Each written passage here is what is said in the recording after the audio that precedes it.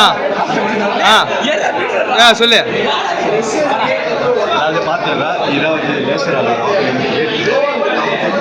பேசுறதே கேட்காது, சவுண்டா பேசுங்க. பேசு பேசு. லேசர் செக்யூரிட்டிடா. எதுக்குன்னா சொல்லு, கரெக்டா இருக்கு. லேசர் செக்யூரிட்டி எதுக்குன்னா அதாவது அலாரம் எங்கே யூஸ் பண்ணுறாங்க, பேங்க்கு, அப்புறம் மற்ற இம்பார்ட்டன்ட் இடத்துக்குலாம் யூஸ் பண்ணுறாங்களே, டாக்டரு, அதுமாதிரி முக்கியமான இடத்துலலாம் இந்த இது லேசர் செக்யூரிட்டி தான் யூஸ் பண்ணுறாங்க. எதுக்குன்னா லேசரை வச்சு நம்ம எக்ஸ்பிரிமெண்ட் பண்ணி காட்டுறோம். சுவிட்சை போட்டுக்கலாம். இப்போ கரெக்டாக அந்த லைட்டை நாங்கள் அதில் பாஸ் பண்ணுறோம். இப்போ கரெக்டாக லைட்டை பாஸ் பண்ணுறோம். இப்போ இதில் கையை வச்சுன்னா அலாரம் அடிக்கும். பார்த்தீங்களா, இதுதான் எங்களோட எக்ஸ்பிரிமெண்ட்டு. இதோட எக்ஸ்பென்ஸ் எவ்வளோங்க?